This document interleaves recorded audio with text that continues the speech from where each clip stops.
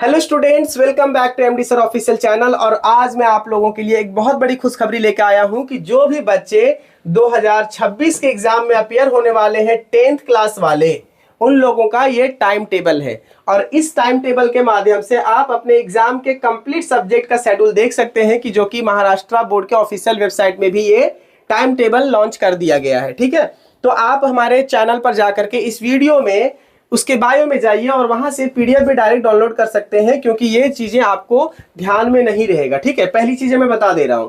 दूसरी चीज ये है कि आपका जो एग्जाम है वो 20 तारीख से शुरू हो जाएगा, मतलब आपके पास बहुत ज्यादा समय नहीं बचा है, गिना चुना समय बचा है। आप एग्जाम की तैयारी तगड़ी कर दीजिए, क्योंकि एग्जाम एक बार आ गया तो फिर उसके बाद में कंटिन्यू रहेगा, 1-2 दिन का ही बीच बीच में गैप रहेगा। ठीक है, इस बात से आप क्लियर हो गए कि 20 फरवरी से आपका एग्जाम चालू होगा और वो दिन होगा फ्राइडे। बहुत ही अच्छा दिन है आप लोगों के लिए कि पूरा मंडे टू थर्सडे गैप है एंड देन फ्राइडे को आपका एग्जाम चालू हो जाएगा। ठीक है, तो यहाँ पे आपको ध्यान रखने की जरूरत है कि जो आपका पहला पेपर है वो आपका 20 तारीख को होगा। और एक इंपॉर्टेंट चीज उनके लिए है कि जिनका जो सेकेंड या थर्ड लैंग्वेज जो है ना, वो जर्मन और फ्रेंच, ये उन स्टूडेंट्स के लिए जो ऑप्शनली वो लोग सेलेक्ट करते हैं, उनका टाइम है 3 बजे से 6 बजे तक।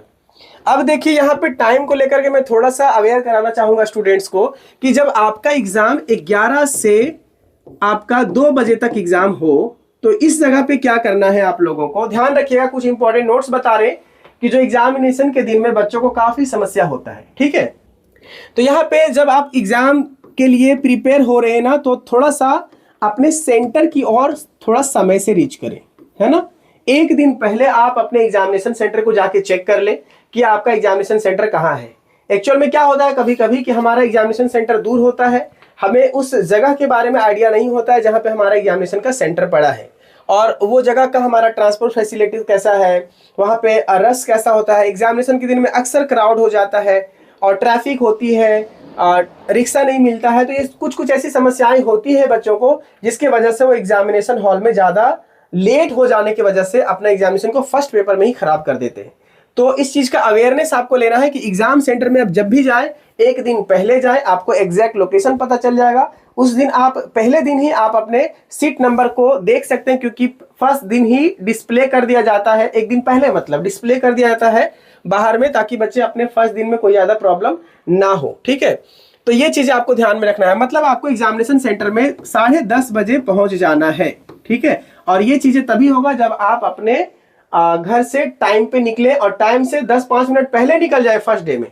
सेकेंड डे में आपको एक एक्सपीरियंस हो जाएगा कि हमारा सेंटर कितना दूर है, क्या क्या चीजें हमें परेशानियां होती है, तो वो सारी चीजें आप पहले से झेल चुके रहेंगे तो आप फटाक से अपने सेंटर पे पहुंच जाएंगे। ये बहुत इंपॉर्टेंट चीज है। ठीक है, अपने पास में आधार कार्ड रखना ना भूले। ठीक है, आधार कार्ड, हॉल टिकट, ये सबसे इंपॉर्टेंट चीज है ना, प्लस हॉल टिकट, ये दोनों चीजें आप बिल्कुल नहीं भूले। एग्जामिनेशन का टाइम टेबल तो आप एक स्क्रीनशॉट लेंगे तो आपके पास आ जाएगा, लेकिन ये बेसिक जानकारी मैं इसलिए दे रहा हूं आपको ताकि ये सारी चीजें आप मिस्टेक एग्जाम के पहले ना करें। ठीक है, तो फिलहाल आप लोगों ने क्या देखा कि 20 फरवरी से आपका एग्जाम चालू हो गया है। ठीक है, अब उसके बाद देखिए 11 से 2 बजे तक के उसके बाद दूसरा पेपर है 21 फेब को, जिसमें एक दिन भी गैप नहीं है। और तीसरा पेपर जो है वो मंडे को दिया हुआ है, संडे के वजह से आपको एक दिन गैप मिल गया। ठीक है, 22 को और 23 को पेपर आपका है। तो इस बात का आप ध्यान रखें कि गैप बहुत कम है, तो जैसा आपको समय मिले अपनी तैयारी को बढ़िया रखिए।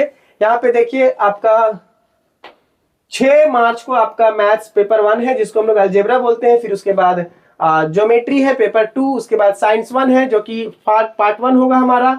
उसके बाद जो नेक्स्ट पेपर है वो है साइंस 2 जो कि बायो वाला पार्ट है। और उसके बाद में हमारा फाइनल आएगा सोशल साइंस में, जिसमें कि हिस्ट्री एंड सिविक्स का पेपर रहेगा।